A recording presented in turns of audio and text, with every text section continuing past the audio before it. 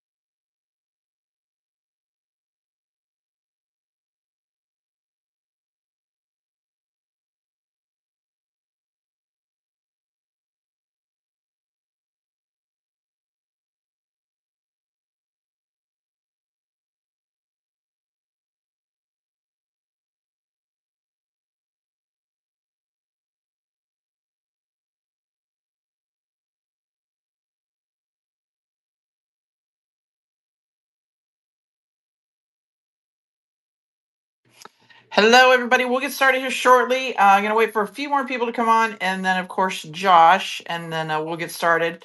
But real quickly, hang on. I got to get this recorded here, guys. Hang on.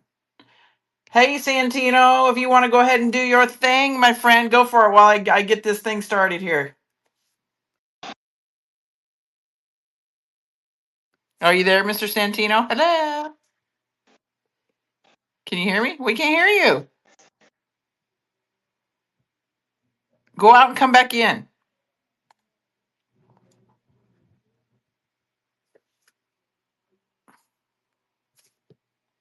All right, everybody. So bear with me, guys. I'm trying to get this recording set up here in the background, so my apologies.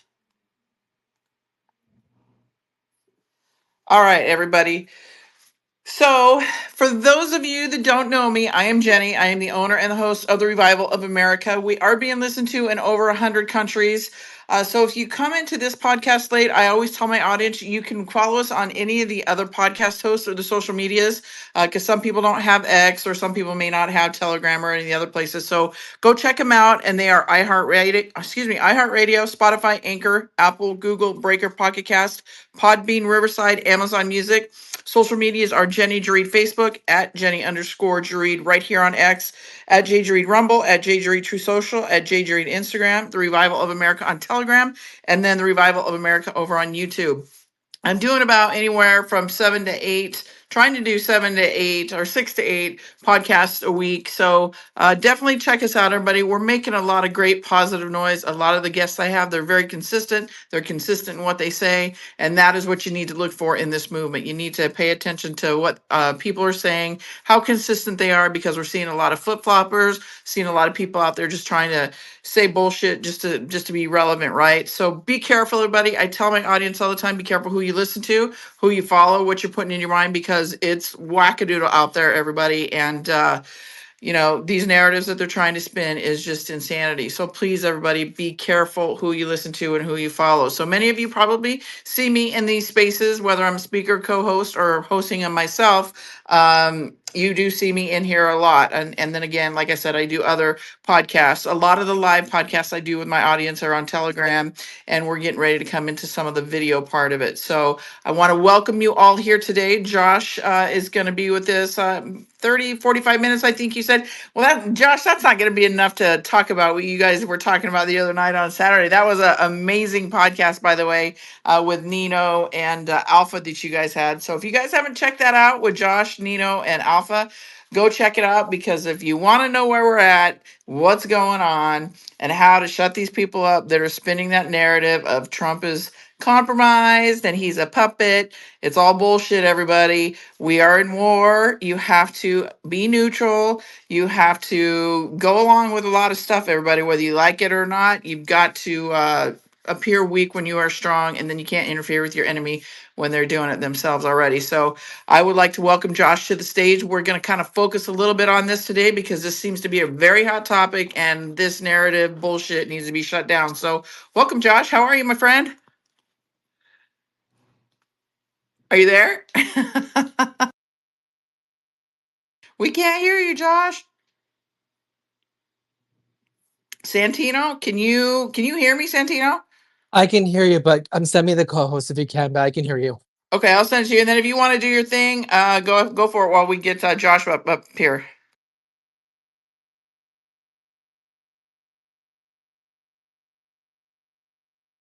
Also, too, everybody, if you guys want to request a mic, please request one, and I will unmute your mic at some point. But I really want Josh to really kind of hone in on a lot of what's going on, so a lot of you guys can understand, because a lot of people are getting confused. So, hello, Josh, can you hear us? Still says you're listening. I brought him down. I brought him up, but he accepted. Then he went drop down. Okay, hang on. Let me do co-host again for him. Invite to co-host. All right, Josh, try again. I sent you the co-host. In the meantime, everybody, if you guys don't mind reposting a space, we can get some more people in here, because I think it's very important that many people hear this stuff. So hang on a second. Keep saying connected. Okay, hang on. Josh is having difficulty here.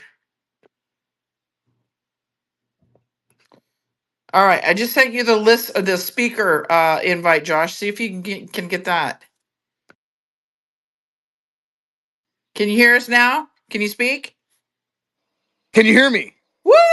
There you are. What's up? It's the Jews, I swear. No, I'm joking. I'm joking. Dude, I'm telling you, you're over the target. Probably when I said your name, it was like boom, zap. Well, no, there's this weird thing that happens on Spaces when you request to come on and they send you an invite at the same time. It like just completely screws up the whole app. I don't know what it is. Elon needs to get on top of that.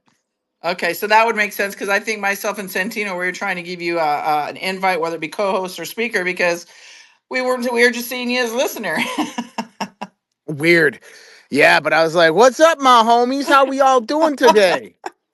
Oh my gosh, I'm doing great, and I just want to compliment you once again on the show that you, Nino, and Alpha did. I mean, you guys you're doing great individually on your own, and then you and Alpha together.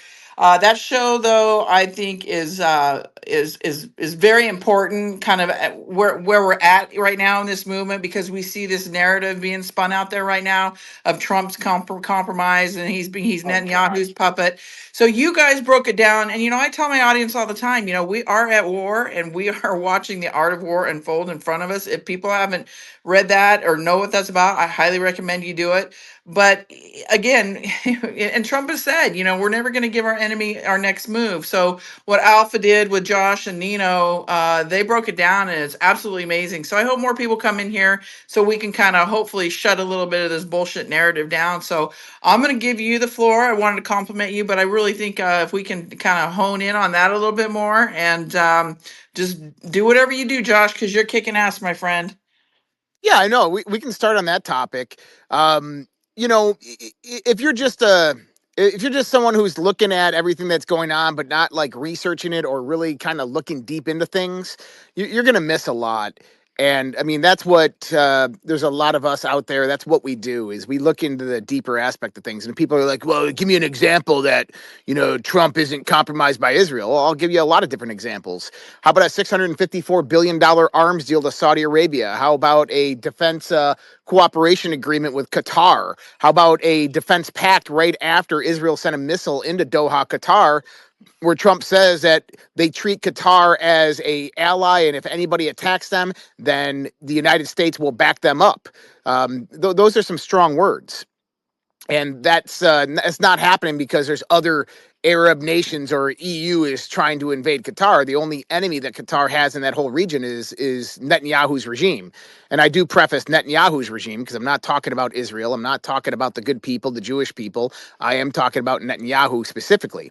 So when we start to look at it, there's what I call perceptional optics. It's kind of how deep you look at the world and the optics that are being portrayed to you, and how you gauge that in the context of the level you want to go deep, right? So when you look at Donald Trump, listen, nobody tells Donald Trump what to do. If you're seeing a situation in which Donald Trump seems to be acquiescing or giving up power and authority or being friendly to one person that you thought that he shouldn't be friendly to, there's a reason for it. It's strategic. This man, he doesn't make mistakes like this. So when we start to look at what's happening right now between the U.S. and Israel, I would say that U.S. and Israel relations are probably the lowest that they've been in decades right now. And, partially, and I'm going to blame it on Israel, Netanyahu, not Israel, Netanyahu. I'll blame it on Netanyahu. And so if Netanyahu wanted everybody to stop talking about Israel, everybody to shut up about all the conspiracy theories, he just needs to shut up and go away for a month. Seriously, take a vacation. Stop going on podcasts. Stop going out into the freaking news and media and giving interviews and saying dumb shit. Because that's one of Israel's biggest problems, Netanyahu. Now, we also have to understand that the United States views Israel as an ally. And why is that? Well, when you look back to it, it's the spiritual nature of things. Israel occupies the homeland right now. And if that homeland was ever given up to radical Muslim nations, imagine what that would do. That's horrific to even think about that. So I think that a lot of the Trump administration's support for Israel in the context of military and defense comes about because it's not necessarily Netanyahu's regime that they're protecting. They're protecting the Holy Land. They're protecting Jerusalem. They're protecting the sacred place to the Christians all around the world and Jews all around the world. So when we start to, and if people have questions on this about why Donald Trump has, it looks like he's compromised, I'll gladly answer them. But I've done a thorough analysis on this, and everything that we're seeing in the backdrop is the antithesis that Donald Trump is compromised. Instead, it's telling us that he is absolutely in control, and he's countered every single move that would bring about a compromise. And you know what? Since we're talking about to everybody, if you guys have questions, please feel free to request a mic. I will unmute your mic. Since we're talking about the state like the Holy Land, the Trump and the people that he's protecting, because a lot of people, there's like the government, which is of Israel, which is the Netanyahu, right? And then you have the Israeli people, right? Can you kind of, because I think a lot of people are getting confused when to separate the two. They're combining them all in a bunch. When people talk about the Jews or the Jews, it's people like if they're hating on all these people, right? Can you kind of separate the two for people? I understand it, but maybe you can break it down to people where they're two separate things. Well, Jenny, stop being anti-Semitic. Jeez. So listen, we have a certain culture in America where we kind of generalize everything, right? So when we know that the Bush administration waged war in Iraq, we say America went to war with Iraq. Now, that's a generalization because it really wasn't Americans. Most Americans were opposed to those wars, right? It was the Bush administration that went to war with Iraq and Afghanistan after September 11th, even though they had nothing to do with September 11th. But if you ask anybody around the world, they'll say that it was the Americans that went to war with Afghanistan. It was the American war in Afghanistan. Well, fuck that. Like 85% of us never agreed with it in the first place. But that's how we speak. That's our language, right? We operate primarily in generalizations. So when people say Jews run the world, they're not talking about all the Jews throughout the world. They're not talking about I got great Jewish friends. We're not talking about my great Jewish friends, right? We're not talking about our friends that are Jewish. We're talking about a very, very small minority of people around the world. So primarily they are Zionist, which is a political / spiritual movement, but it's political. And the Netanyahu regime, and corroboration between the Netanyahu regime, Israeli intelligence, and these various billionaires and financiers around the world who run NGOs and NPOs and philanthropies and utilize that to propagate their agenda and their narrative. So when people say Jews, it's okay to correct them, but just understand what they're saying. They're not talking about the entirety of the Jewish populace. They're not talking about biblical Israel. We're not talking about, spiritual Israel. We're talking about a very, very small minority of people here. Thank you, Josh. All right, guys. Jessica, I see that you requested a mic. Did you have a question for Josh? Well, it's not a question. It's just a statement about what he said earlier about where everybody was saying that Trump was, Netanyahu was controlling Trump. When that Iran strike happened, though I seen it completely opposite, because it seemed to me that Israel took out all their defenses so Trump can do what he's been wanting to do since he's posted on back in 2011 or 2013, Iran can't have nukes. So Israel took out their defenses. Trump just drops the bomb and gets out. I see it completely the contrary. Israel would have lasted maybe another 2 weeks militarily against Iran. Iran had not even began to start. Iran has well over 2,500 ballistic missiles that can reach into Israel. They shot, I think, 8 or 9 of them. They have hypersonic missiles, which they shot 2 of them. Iran never mobilized their army. In the context of defense, Iran has, I think, over 100 military bases spread throughout Iran, and many of the ones in northern Syria were destroyed. But when we start to look at this, Israel's a very small country in comparison to Iran. I think Iran's population is like 60 million, where Israel's is about 3 million. Israel could not have survived that war another week and a half, 2 weeks. Iran was getting ready to beef it up.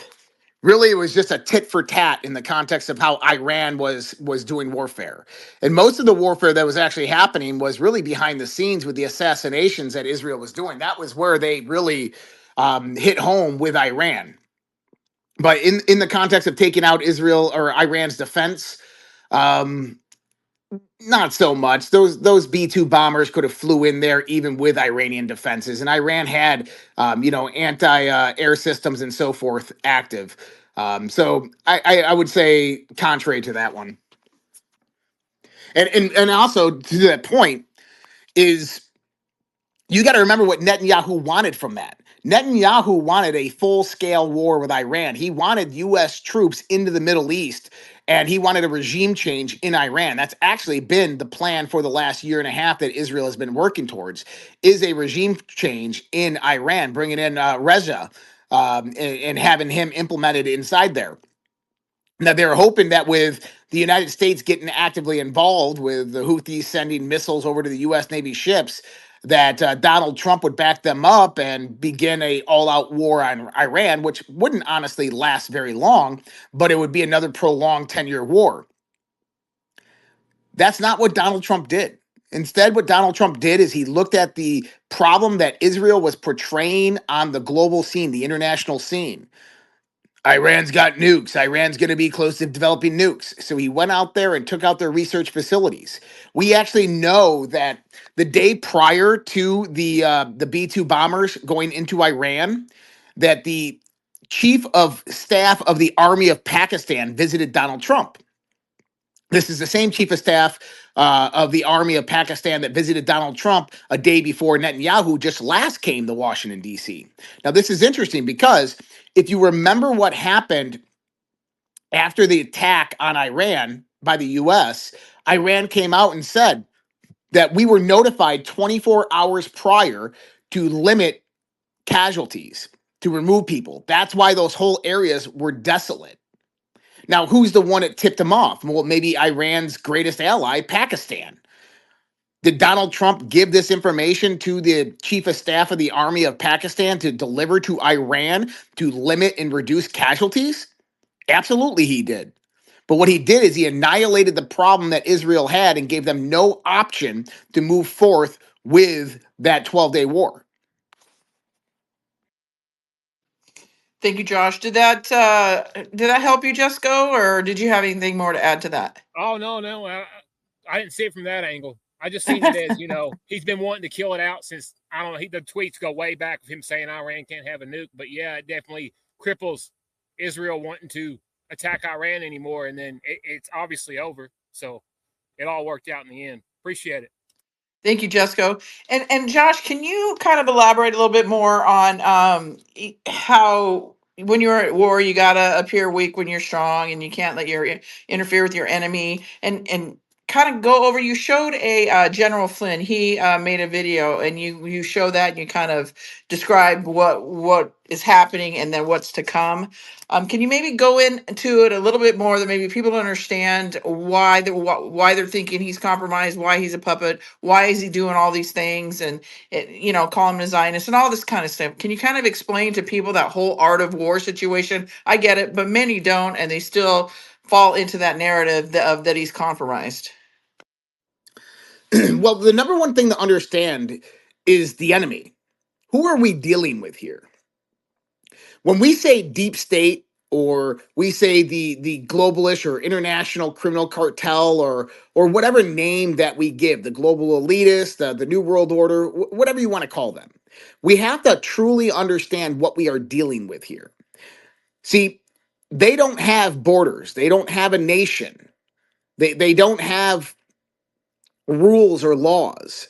We're talking about an infiltration globally of governments, of intelligence agencies, of militaries. Not all of them, but parts of them. You don't know who is who. And so when you're dealing with something of that scope and scale, where you don't necessarily know where the evil or the enemy is in the world, you have to be incredibly craftful in how you manage your strategies. And so in the perspective of the art of war is appear weak when really strong. This is what Donald Trump, I think, is done for the last 10 months. Is we have a lot of rhetoric coming out in Washington, D.C. We have a lot of fingers being pointed and accusations being made against him, from the Epstein files all the way down. And what I want people to understand is that what we're looking at here is a man who has a plan. They are laying the plan out step by step. Why? Because they found a method to take down this global regime, all different factions of it. But it requires certain steps that must be in synchronicity with each other. And so this is how I've been incredibly accurate with kind of our predictions. I said James Comey's going to be the first arrest. Well, he was indicted and arraigned, but definitely was not detained. But either way, why James Comey? Well, there's about 1,001 reasons why we know James Comey was going to be the first arrest. But when we start to look at all of this on the kind of the global scale, think about China. Think about Russia and Ukraine. Think about the Middle East. Think about Venezuela. Then think about Europe. These are the major hotbeds in the world. Now, the deep state has presence in all of these areas.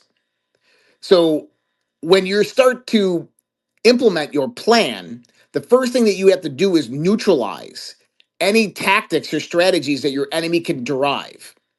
So economics is one of the best ways to do that. And this is what we saw Donald Trump actually do the first 6 months of his presidency, is he utilized tariffs and the renegotiating of trade deals to basically stall China's progress of the Belt Roads Initiative, to basically hammer the central banks of Europe, and to quell much of the resistance that he was getting from other Western nations. Now, this is the other part of that problem that you have to add in there. During the Biden administration, over 23 million illegal immigrants came over our border.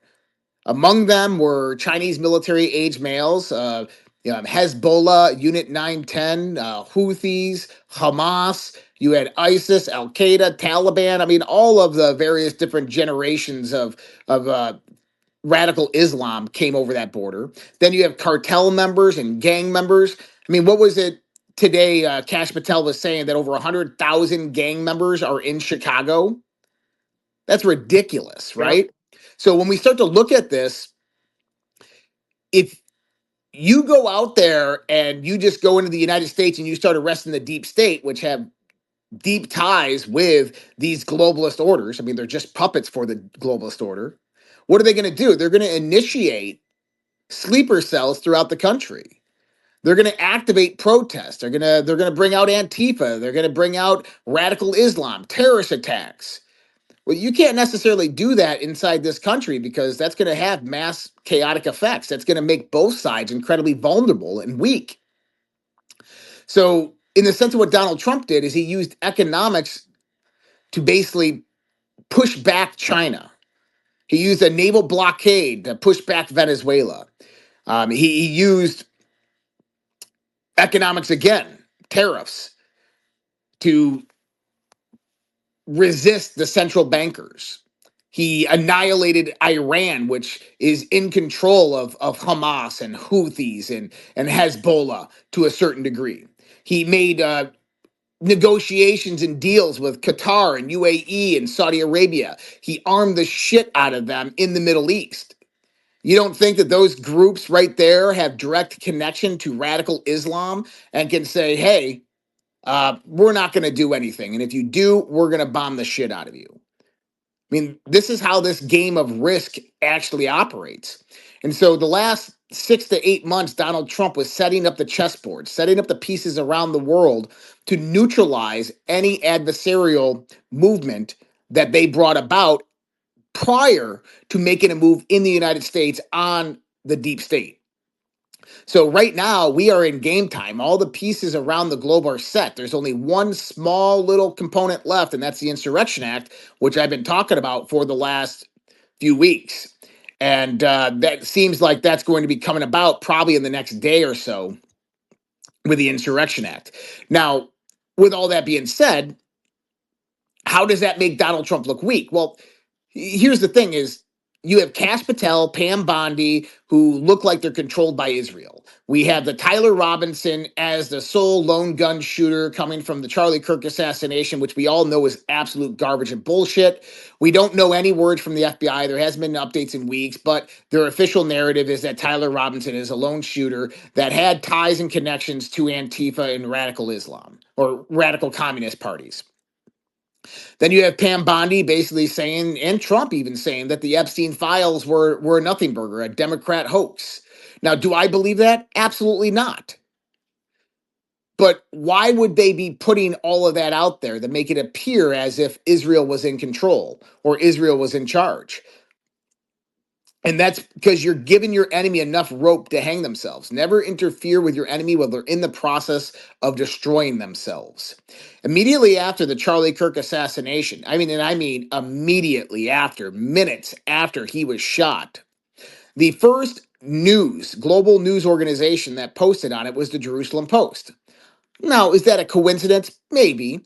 But is it also a coincidence that 30 seconds after Donald Trump post a video talking about Charlie Kirk and that he has passed, that Bibi Netanyahu posts one within 30 seconds? Is it a coincidence that we have Hasbara agents all over X that were propagating a narrative that was the antithesis of kind of what we're all thinking today. That it was a lone gunman, that it was the radical left, that it was the radical left that killed him. Oh, it was Antifa.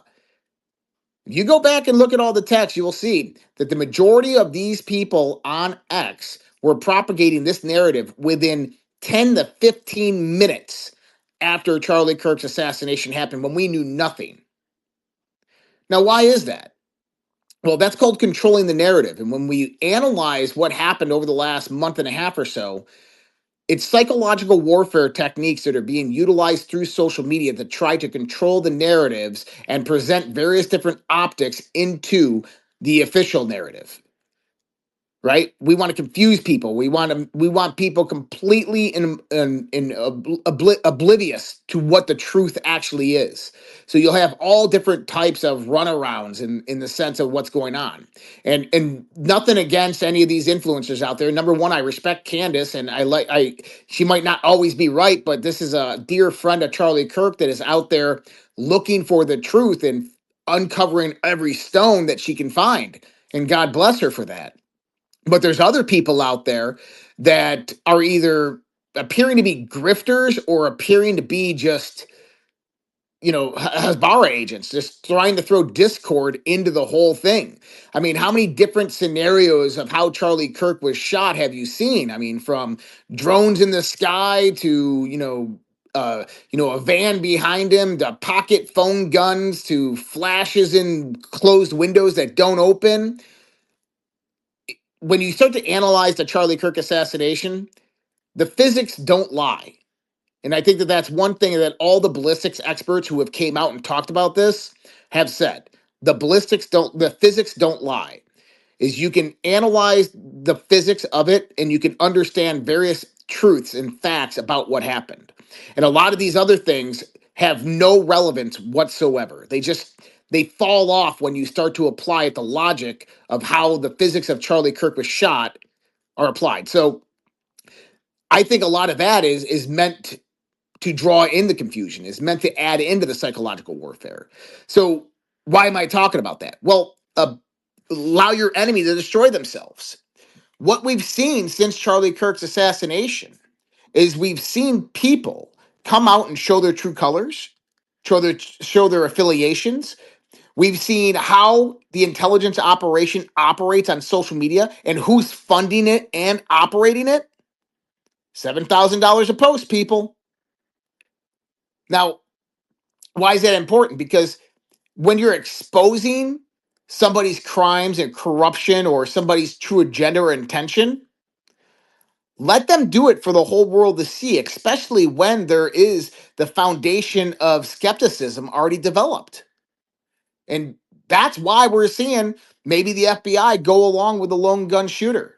Maybe Pam Bondi, saying there's nothing within the Epstein files and going along with all of this.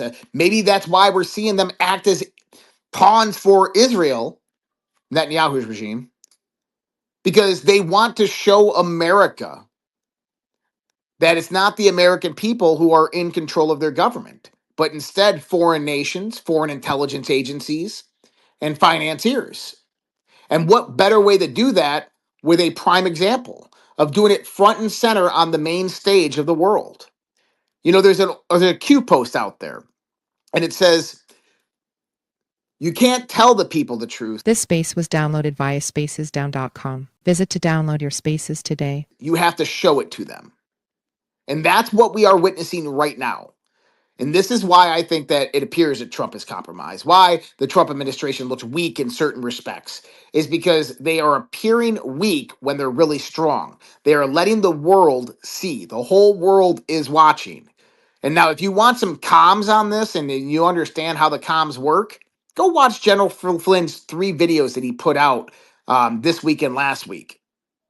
They are chock full of different comms that you can analyze, and you can begin to see what's actually happening in the world, what's happening behind the scenes. Now, what's happening behind the scenes? Venezuela, I believe, is next up on the list. I think that is going to coincide directly with the Insurrection Act. at around the same time that the Insurrection Act is actually signed into power and the military starts deploying across the United States, the U.S. Navy will begin bombardment of various different military and cartel locations within Venezuela and Central and South America. And there's really good reasoning behind that, because you got to remember, just because we call them cartels and gangs doesn't mean they're not, they don't act very similar to terrorist organizations. If you have 100,000, let's just assume that you have 100,000 gang members that are all affiliated within the streets of Chicago. What happens if they get an activation from Maduro? He pays them all $100,000. Hey, you're activated. They go out in groups of 100, right? So 1,000 groups of 100, all active shooter situations. They secure critical infrastructure. They take over police stations. Local police and National Guard can't defend against that. You have to have the military in place. And you have to strategize how that military is in place. Instantly deployable anywhere in the country within 2 hours. And over the last 10 months, that's exactly what Donald Trump did. 20,000 troops at the southern border. He's got 2,000 troops in Washington, D.C. He's got 1,000 troops in California. He's got National Guard deployed of like 5 different states right now. And next, when the Insurrection Act comes, that's when the next ones come.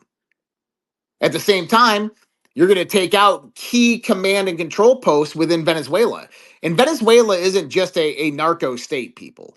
It's what we call an autonomous zone. What I mean by that is that it doesn't have any international affiliations besides the UN. It doesn't have any treaties that it abides by, just partnership deals.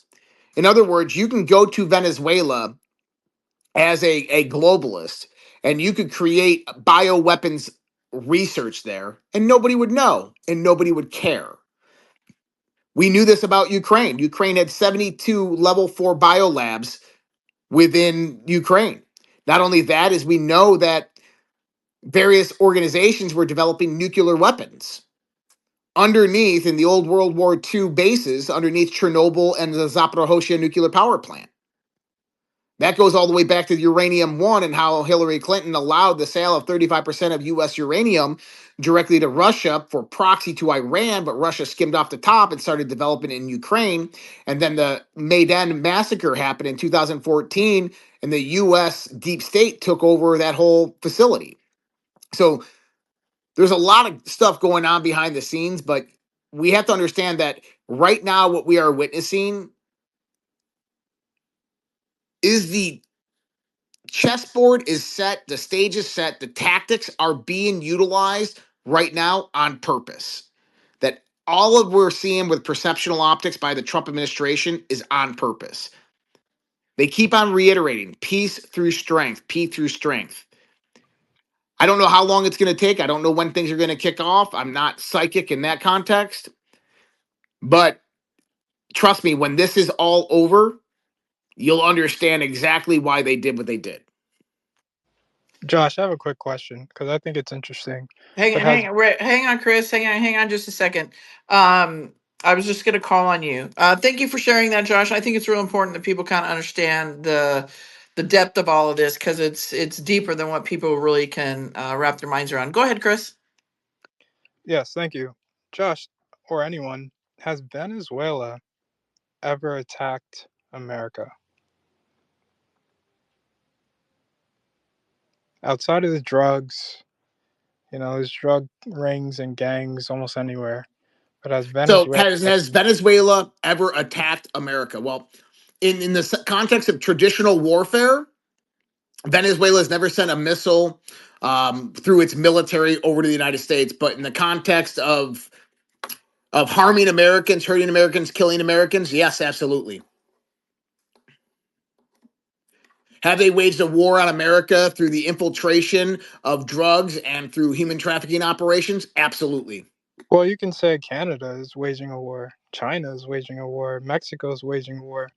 Yeah, they're all involved in it. Yeah, 100%. So I get this like de facto kind of attack on America through drugs, right? We're buying the drugs, they're pushing the drugs. Cool. But they've never attacked Americans. I understand we don't like the leader. So let me ask you this. Chris. Sure.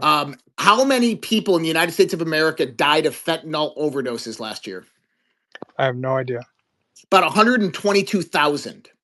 Okay. Where did the primary where was the primary place of which that fentanyl came into the United States? Because it wasn't manufactured here. I hear the precursor drugs are made in China. They're shipped primarily to Canada and Mexico. They're shipped to Venezuela, and they're trafficked from Venezuela by the cartels into Mexico and then over the U.S. border. Yes, some does come over and through Canada, and we have actually seen Donald Trump put his arm out to Canada about all this. Now, with that being said, if you have cartels that are operating the drug trade and the human trafficking trade, and this is a big part of it, a massive human trafficking trade, that are killing over 122,000 Americans each year, how do you defeat that enemy? Well, you have to stricter laws? Well, here's the thing.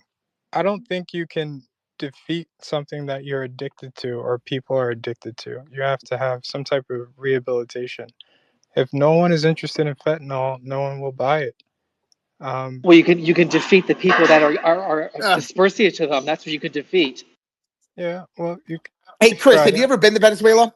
Been to Venezuela? Never been to Venezuela.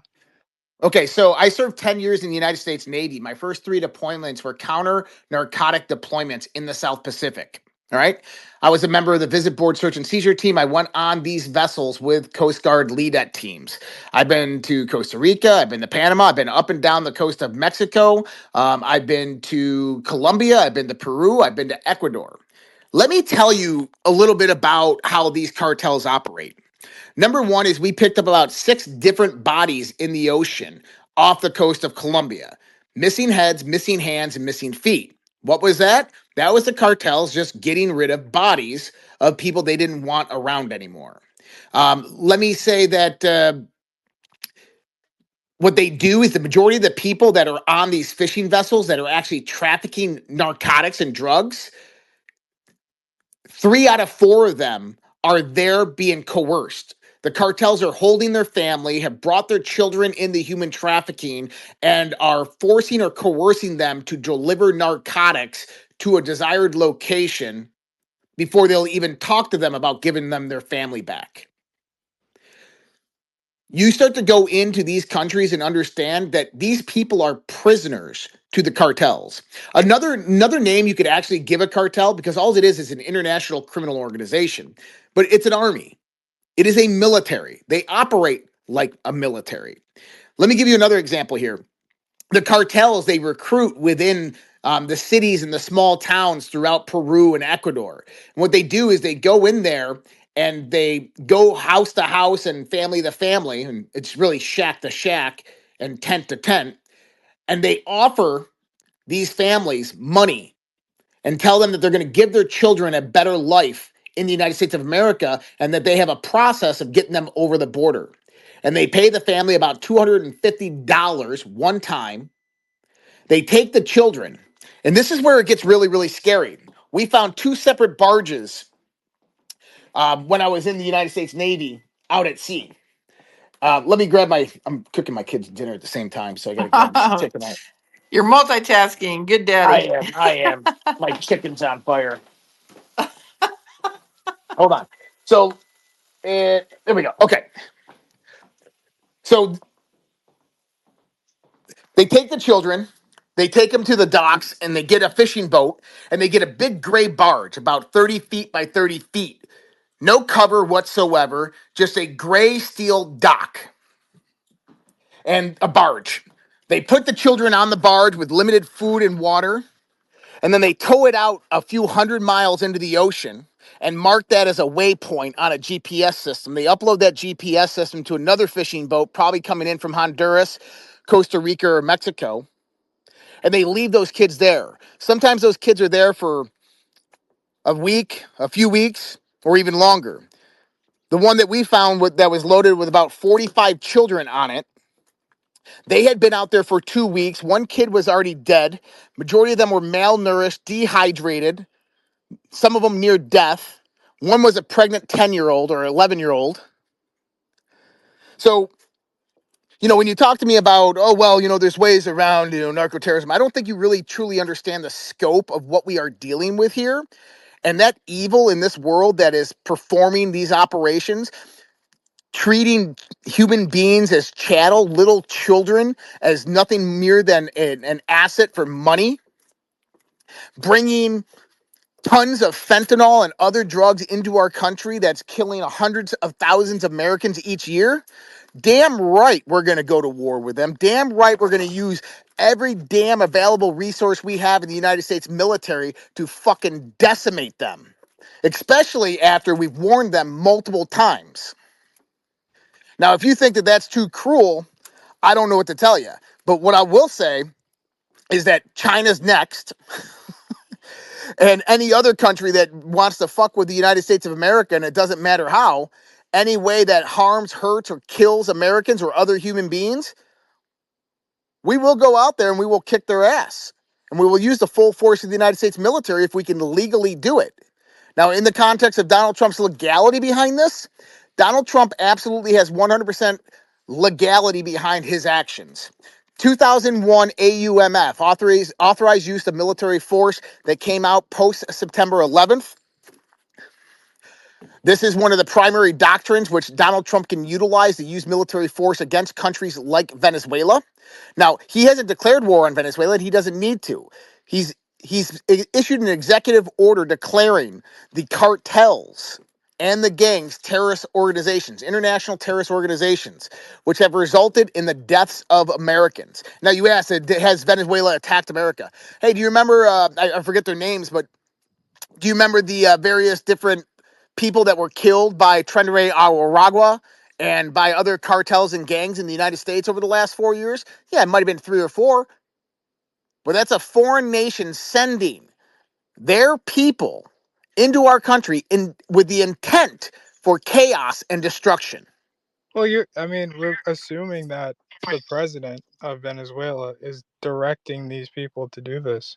Another thing is, and look, Dude, I have no problem. President Maduro let out 100,000 convicts, rapists, and murderers out of prison and sent them to the Darien Gap over the Bridge of America, and then they went right up to the American border. You're telling me that he just released 100,000 prisoners because, oh, well, it's their time to get out, all these rapists and murderers. Well, I don't know. Bro, we have the intel on it.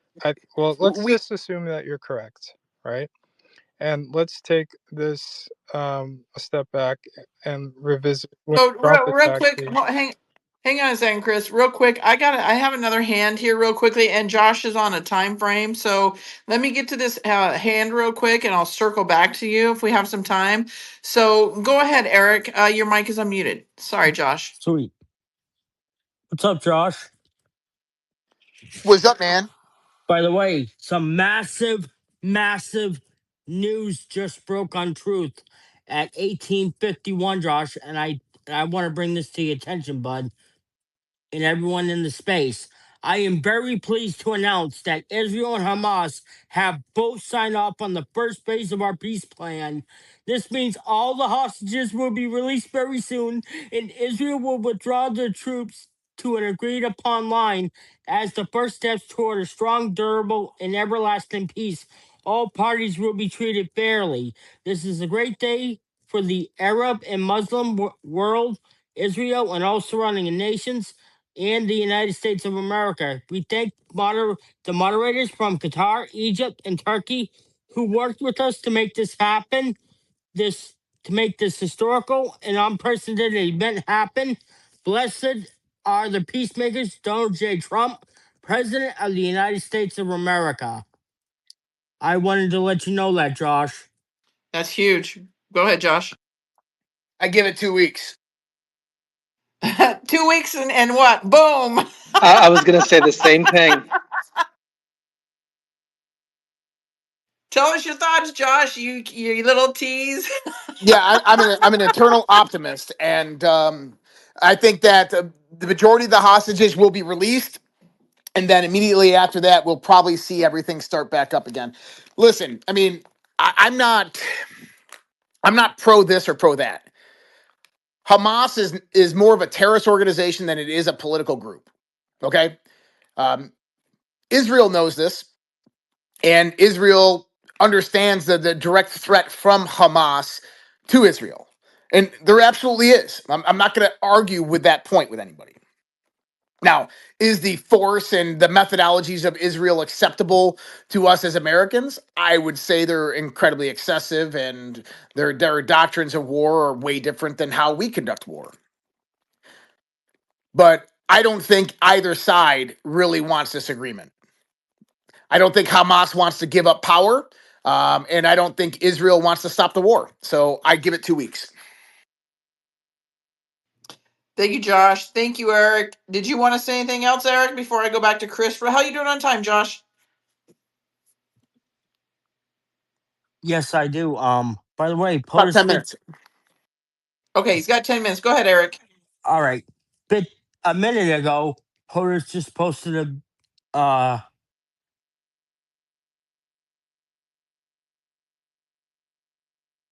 Did we lose you, Eric? Reaper. All right, until we get Eric back. Chris, did you want to say anything else to Josh before Eric comes back? Yeah, Josh, I really do appreciate your knowledge, and thanks for having me. I think the last thing. I don't trust. Sorry, Eric. Go ahead. Hang on a second, Eric. Go ahead, Chris. Okay. Well, the last thing I wanted to make was, I mean, it seems like we have a lot of poor and disenfranchised people in Venezuela. They're being taken advantage by the gangs. And I would just assume by the narrative that the folks that we did bomb in the ocean that might have been carrying drugs could have been some of these poor people that were persuaded to get $250 to bring drugs into America. I think like one of the biggest problems that we have in America, and I think this is what Trump ran on, which is we're trying to bomb our way in and out of situations. I completely disagree with everything you said, Chris. I'm sorry, I disagree. That's fine. You can disagree, but I do believe that if we start sending missiles over into Venezuela, more innocent people will die than drug and gang members. You know, so it's just something to keep in mind if we're actually trying. More Americans are dying by the drugs. More Americans are dying by the drugs, and that comes first on our list. Well, let me comment on this real quick, because Chris does make a good point. You know that, if we go to war with Venezuela, quote unquote war, there's a potential for innocent people to be killed, right? I don't think that's what you're going to see. The strikes that the United States Navy and that the Donald Trump take part in Venezuela and Central America are specifically going to target cartel and various terrorist organizations. Places to look at: Margarita Island, right? Venezuelan military bases. Various cartel locations throughout northern South America and Central America, right? They're going to be very strategic. And what was the prime example that he gave us of that? He struck multiple locations in Iran, and how many people died? Anybody? Tell us. Go for it, Josh. I think there was one death, if that. I don't think there was any deaths. In other words, they're very strategic of what they're doing. It's about destroying the infrastructure and removing the threat. So I, as well, do not condone the loss of innocent life. So, I mean, we're not going to be waging war with the entire country and the people of Venezuela. This is going to be a military operation. This is going to be to remove and uproot the Maduro regime, of which, by the way, the majority of the Venezuelan people support and want and have been waiting for a long time. Thank you, Josh. All right, Eric, can you speak now? Go ahead. Go ahead, Eric. All right, I'm going to go to Jesco, and then Eric, if we have some time, we'll come back to you. Jesco, go ahead. No, just about what Chris was talking about with the drugs and stuff. He's like, how do you fight an addiction when everybody in the country wants it? And I think Trump's exactly doing that, because like I went through the whole heroin and fentanyl thing. But when you make these people become independent, then they don't want to do it anymore because they find a way. Because the biggest reason that I found that I was in addiction was the fact that you have no purpose in life. But when you find that purpose in life, as in you find, meaning within your family, you know, you build your family structure out, you find somebody to protect and provide for. That does it, and Trump's exactly doing that. And I see it around me. I mean, all of my buddies, including me, they all got off of the shit, and it just escalates from there. That was it. Thank God you, bless you, Jessica. brother. Thank you, Jessica. Okay, Eric, going once, going twice. Go ahead. Your mic is unmuted. Eric. All right, guys. Josh, how you doing? Are you on time? I was about to say, I'm doing pretty good. How are you? You know me, I'm always great. All right, Eric, let's try again. Your hand is up. Go out and come back in. All right, we're going to go to Kai. Kai, go ahead. I've unmuted your mic. Ask Josh your question. Go ahead, Kai. Hey, how you doing, guys? Good. How are you? Very good. Thank you for letting me in. I just want to say something that it's a point that I see. It's not about blaming the other one on the other one, but something that has happened for a lot of years is that there is never nobody persecuted in the USA involving in the drug cartels. Okay, so it's always to the outside. I mean, there has to be people on the border, maybe on politics or the government, and always is an outsider, who is blaming for this. So I think if the war really has to come to a very intelligent, like to gain something about this, they have to be guilty in every side, guys. I mean, it's not logic that nobody ever in the USA soil is convicted of this. You know what I mean? I mean, money laundering and all that stuff that really happens. There are really no persecuted people. So I think that's really another important point to address and to recognize that there are a lot of people on all the countries that are involved. So I think, yeah, that's the take, guys.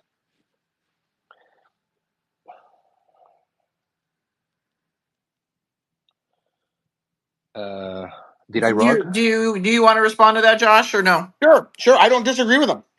I mean, I disagree in the context that nobody's being prosecuted. I mean, there's absolutely thousands upon thousands of drug dealers and pimps arrested throughout the United States each year. But you have to understand that they are a smaller piece of a larger infrastructure.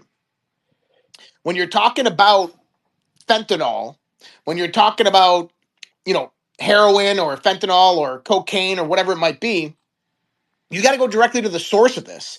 And yes, China's manufacturing, I think, 82% of all fentanyl that's coming into the United States of America, right? And then when it gets into Mexico, they recut it with various other chemicals so they can make more money off of it when they sell it into the United States or distribute it to the various different node points, right?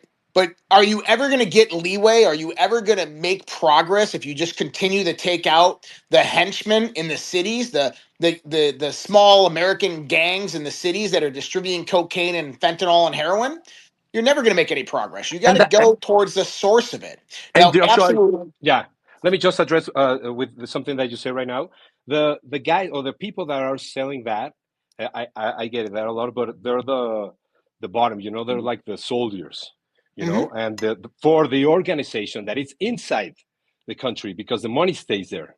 So if a truck goes in the border with huge amounts or a ship or something, there has to be someone on the inside that knows about this. That maybe they have a decoy somewhere and the real shipment goes another place. It's for me, really, and it's this is not against anybody, okay? But I think we have to be really, really sincere with this. It's not about the guys who are selling on the streets because they work for somebody, and this somebody has to be inside because they never go to the other country to give. So you're agreeing with what I'm saying then? Yeah, I'm saying that. Yeah, you have to address the root larger problem, issue. right? Yep. But it has to be fair in all the countries, you know. So Trust yeah, me, and you know, I wish we could go into China and rid that of their biochemical companies that are producing all the fentanyl, because they're actually commercial companies. And what I would like to see is the Trump administration come out there yeah. and sanction these companies internationally with other Western nations, right? That would make the most sense. And hopefully that does come about. But I think what that's coming to is you got to get the level of intelligence. So in order to take that next step, to get the money circuits that operate around the world to take down the connections of how Maduro is operating, you have to get Maduro. And I think that this is why they have a $50 million bounty on his head. Hey, just one other thing that I want to say, Jason. Just you said something that I thought about something else. Who are the manufacturers of weapons in the world? Okay, I mean Mexico doesn't create weapons. They don't have that. So who is arming all these cartels? You know, I mean, you have to follow also the money where it goes. You know, Well, it's we like know, and yeah, China has been very influential in Mexico, arming a lot of the cartels there. As well, is that Venezuela's strongest ally is Iran. Much of the Venezuelan army has trained with the IRGC in Iran. Margarita Island, that I mentioned earlier, was a point of debate in a 2001 congressional testimony that it is the new haven and training center for Hezbollah, Hamas, and Houthis that have been there for well over a decade and been building up masses. And through 2020 to 2025, they distributed into the United States over that border. So it's a breeding ground for radical Islamic terrorists as well as Chinese financial interests. well, yeah, it could be. I mean, it could be China also, but also USA makes weapons. Also, Israel makes weapons. I mean, maybe they all selling to the whole world to make the wars. You know, I mean, and if you Yeah, but track the past, we already know that the president of Mexico is compromised. Okay, she is definitely a left puppet. well, I think Oh, real at this quickly, point, hang on, Kai. Hang on a second, real yeah, quickly. I've got two yeah. other hands I need to get to. Josh is on a time frame Yeah, here, thanks, so guys. Just Thanks, that. Ty. Thanks Appreciate it, man. for talking about everything. okay. Bye Thank you, bye. Kai. Go ahead, Reaper. What's up, everybody? Make sure you guys are sharing out the space because it is recorded. So if anybody missed it, they can go back and listen. Josh, I find it very interesting that in this roundtable, which by the way, talk about a mirror effect, and I'm pretty sure you you can pick up what I'm putting down. So with that being said, it came up calling Antifa, and on top of that too, if nobody watched that, please go back and watch it because Trump let out some nuggets, right? Everybody was staying real close knit and on topic until he sat there and was like, so is this the only group you guys are dealing with? Because I would think that there would be more groups, right? And then he opened up that horizon a little bit. Well, Antifa, they all agreed today on that roundtable to label them a foreign terrorist organization. This right here is going to open up that whole plethora, and I think it's going to lead into these pharmaceuticals, these drugs coming into our country, the human trafficking, the mortgage loan fraud, Act Blue, this, that, the third, the whole conglomerate. Because the fact of the matter is Antifa is a tentacle of a much bigger octopus. I think it's going to end up leading to this 764, the Order of Nine Angles, which you can connect them into ISIS, and at that point you're connecting over into Tren de Aragua and MS-13, and I mean the list goes on. It's all connected, and I think today was a huge step into basically marking a checkmate. And now it's their move. I agree with you. I give it 2 weeks. Honestly, I don't even think I give it that, to be honest with you. But yeah. So it's gonna be interesting. Buckle up. Thank you, Reaper. Did you want to respond to that at all, Josh? No, she's right. I haven't listened to the roundtable yet. but I got to do that before my show here in an hour. But yeah, it's the whole idea, and I want people that you can go follow this through the news. But since 2008, federal agents have infiltrated Antifa. Now, is Antifa funded by international global organizations? Well, they weren't in 2018, and the last time I checked with Carlin, they haven't been today. They've taken a lot of money. They're really self-funded through membership dues and these types of things. So what is the Trump administration doing by associating them with foreign terrorist organizations and foreign funding money?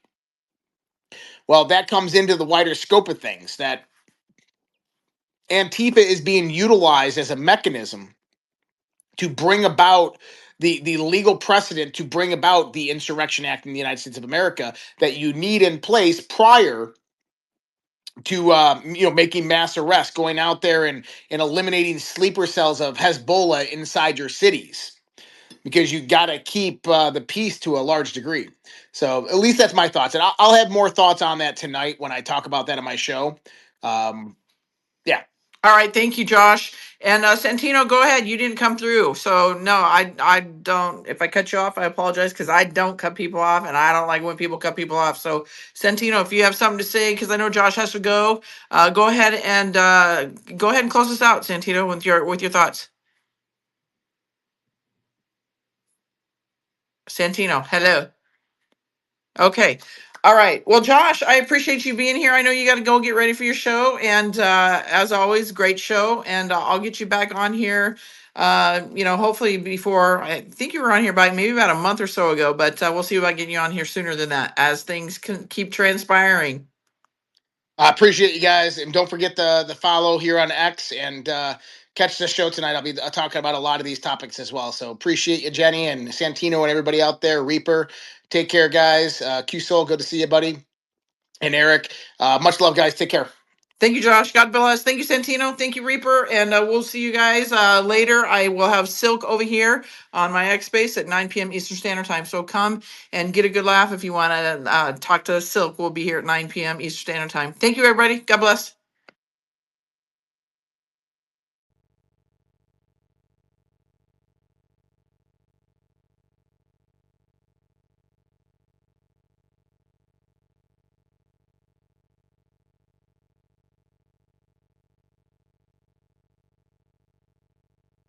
This space was downloaded via spacesdown.com. Visit to download your spaces today.